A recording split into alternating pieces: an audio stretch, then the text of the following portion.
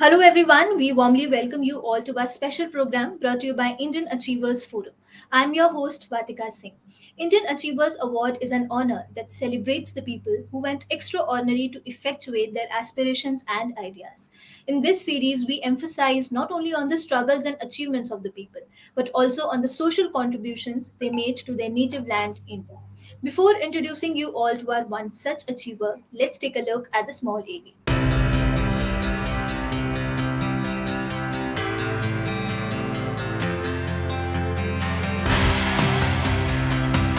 Indian Achievers Forum is driven by a full-fledged advisory board.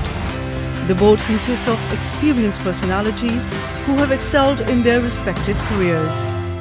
Together, the forum organizes conferences, events, workshops, exhibitions, trade shows, and B2B initiatives in India as well as abroad. Where there is passion, there is achievement. And where there is achievement, there is Indian Achievers Forum.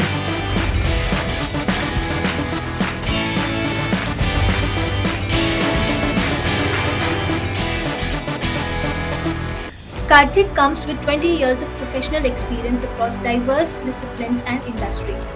An alumnus of the National Defence Academy, he is a veteran from the Indian Armed Forces, wherein he served as a commissioned officer for 6 years in the Infantry and Special Forces. He is currently on a second-mint expert assignment from Prudential to their joint venture in India as its Executive Vice President and Chief Business Officer responsible for all lines of businesses, marketing, and L&D functions. The core responsibility is to effect a turnaround for the new phase of growth in the business. A professional with an entrepreneurial approach to business, he leverages his armed forces experience in the corporate landscape to drive creative thinking and measure it with seamless execution. Hello, sir. How are you? Very well, Vatka. How are you doing? I'm fine as well. So, before entering into the question and answer segment, tell us something about you and your professional journey. So, Vatika, I'm Karthik. I'm a veteran from the Indian Armed Forces. So, my professional career, if we want to call that, started to be a being commissioned officer in the Indian Army, wherein I served for 6 years and decided to hang my uniform and come out and try the corporate sector.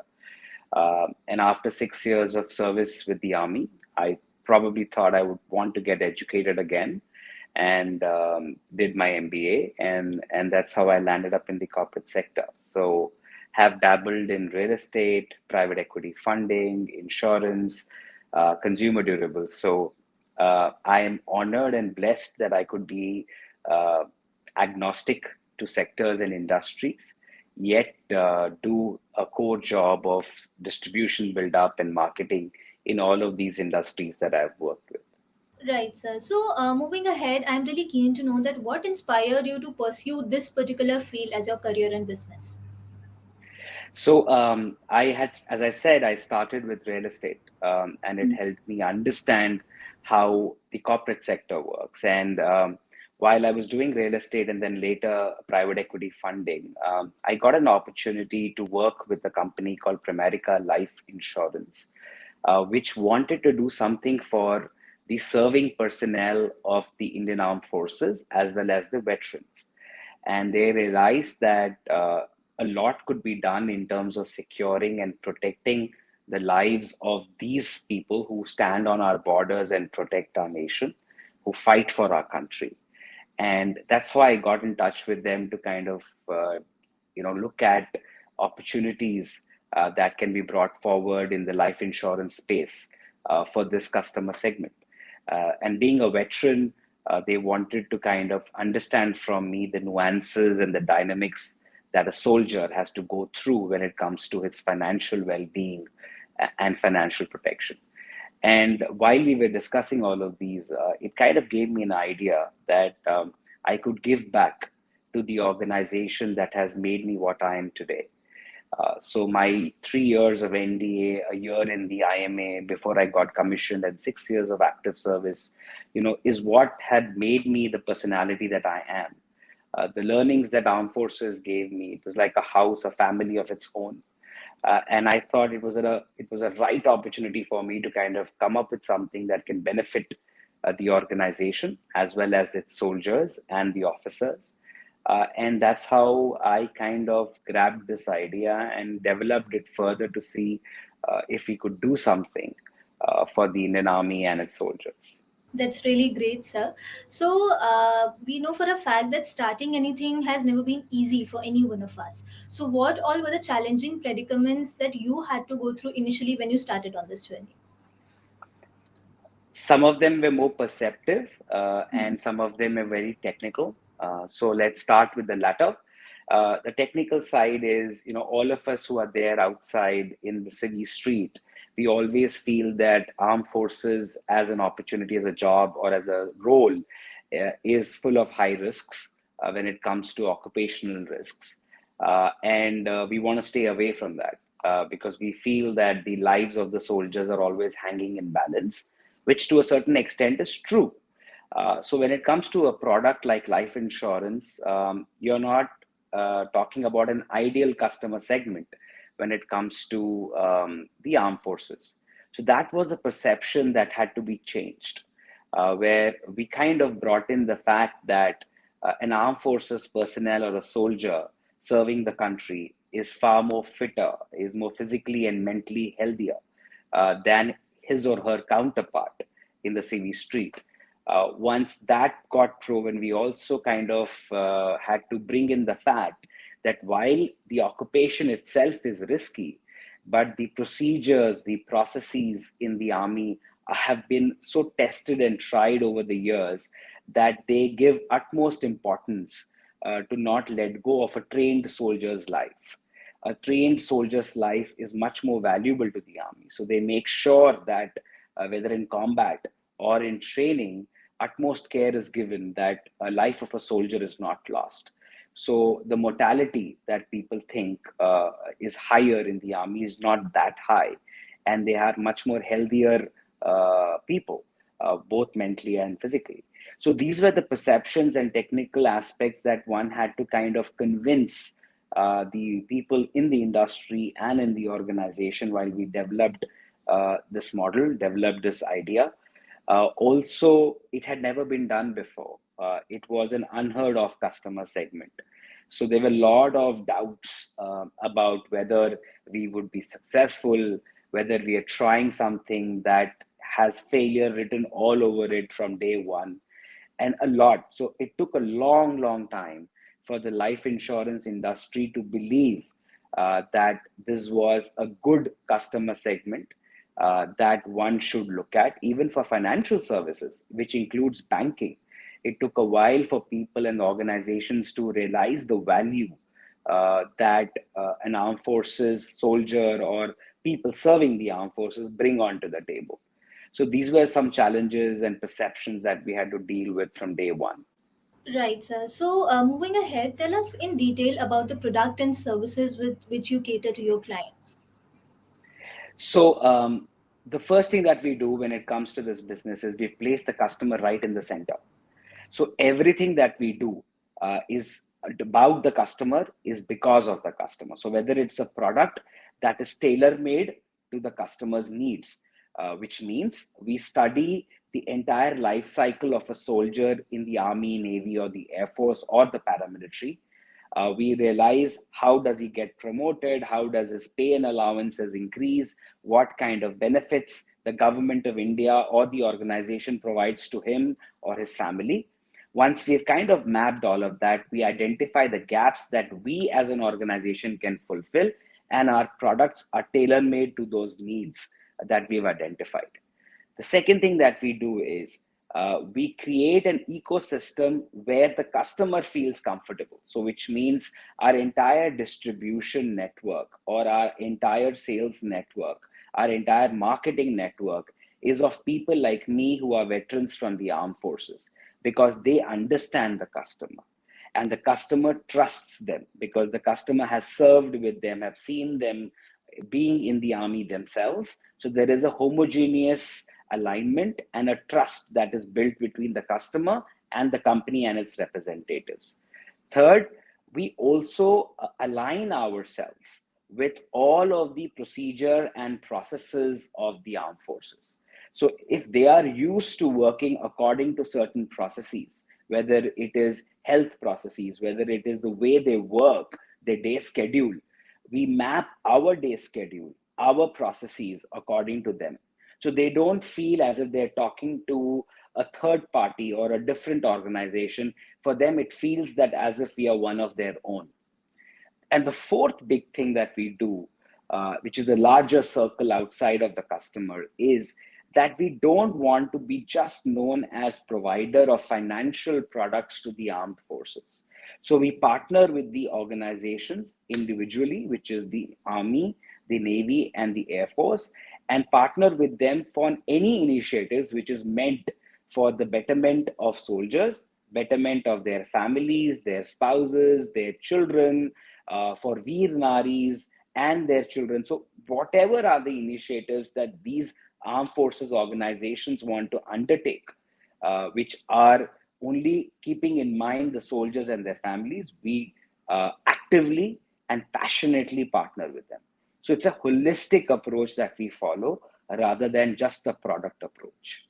Right, sir. So, what are your future plans with respect to the company? So this is one part of the business line that we operate. I think we've learned a lot from this business line. We've learned about being customer centric.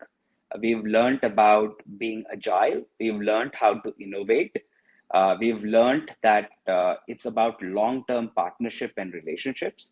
So these 4 or 5 learnings that really come out, we want to replicate these learnings and create other lines of businesses that typically a life insurance company is supposed to happen, because it's all about diversification.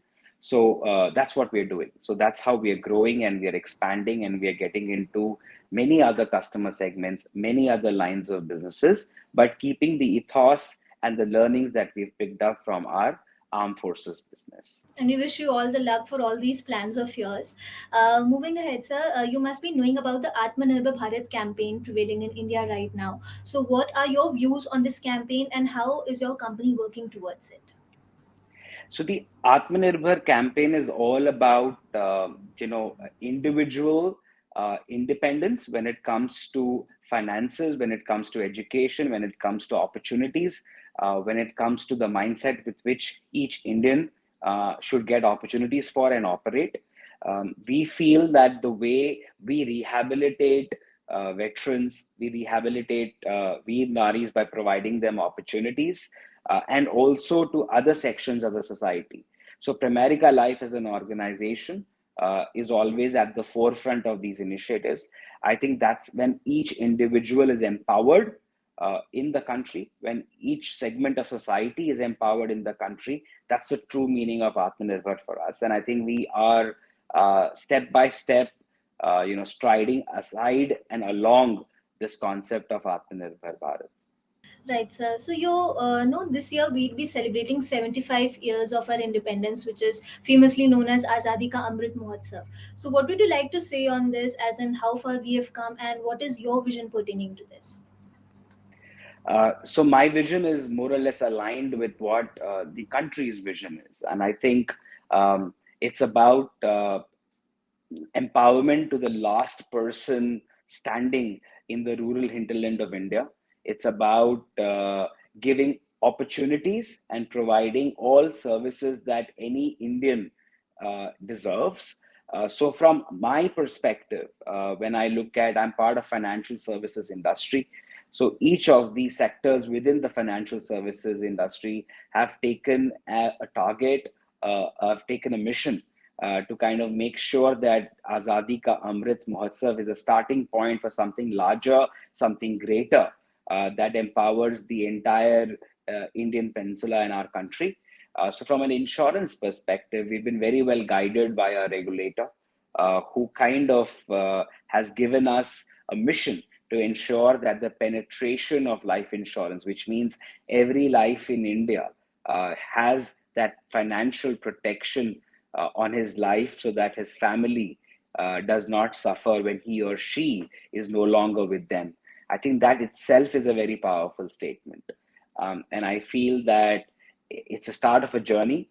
And I think the Azadi Ka Amrit Mahotsav heralds the next 25 years before we all celebrate the centenary of our independence. And the India that they should be at that point of time should be a much more vibrant India, much more empowered, much more financial inclusive India that we should all witness during the centenary celebrations of our independence. Okay, so sir, first of all, congratulations on winning the Indian Achievers Award for Man of Excellence. So, I really want to know that what was the feeling when you came to know that you have won the award, and who all have been your constant supporters in this journey? So I think it only encouraged me. If you generally get recognized for something that you've been striving to do for the last few years, it only tells you that you can do much more, and you should keep the momentum. So I think that's the feeling that I'm left with. Uh, Obviously, everybody talks about their family. So my family has always been there with me. My wife, my mother, the two ladies who support me, who stand behind me for all the support that they can provide me. While we built this initiative over the years, they had to undergo a lot in terms of seeing less of me and allowing me to spend more and more time devoted to what we were trying to build. So hats off to them. I've got a lot of mentors with me in the corporate world, and there are so many that it would take a long list for me to kind of thank all of them. But each one, critically and non-critically, have told me, shown me the mirror, shown me what needs to be done, made me realize it myself.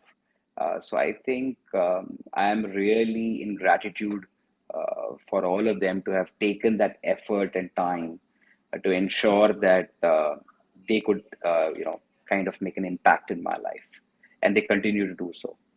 Right, sir. So now, since we know a lot about your professional role, tell us something about your social contributions as well. Something that we as a family have picked up, and I feel that every child deserves to be educated, deserves an opportunity that he or she can unlock. So together we've come and formed a foundation that we call as a UNU Foundation. You in You is basically saying that unlock your own potential, where we work with certain education institutions that we've identified across the country who are only working towards providing education opportunities through proper formal education mediums to children of lower economic strata, who generally cannot afford to send their children to the public or the private schools. And there are schools like this in India is something that I'm so proud of. And there are people who've left everything and have started this initiative. So we in the UNU Foundation help them raise money, help them raise funds, help them raise basic resources that they would need to run these schools. And it has been a very, very satisfying moment till now. We want to scale this up. Currently, we work with 4 schools across India where we've adopted these schools, and each donor who comes in and kind of contributes towards the fund knows that he or she is impacting either one single child or a full classroom, and or the full school, and we want to expand this beyond 4 schools. So that's a little bit of what work we do from a social standpoint. That's really commendable, sir. Before concluding this session, you know that IF is followed not only by mainstream organizations, but also those young minds who aspire to be like our achievers someday. So, what is that one message you'd like to give them? Be you, be truthful, do what you like. Uh, I think these are 3 things that are said easier, but very difficult to follow and emulate oneself. All of us, including me, we falter. But I think being you, being truthful, and doing what you love or like is something that everyone should follow as a mantra. And that I must say is a great piece of advice. Thank you so much for joining with us today. It was a pleasure talking to you, and we hope that you continue to inspire people of all ages forever. Thank you so much, sir. Thank you. Thank you. Thank you, Vati.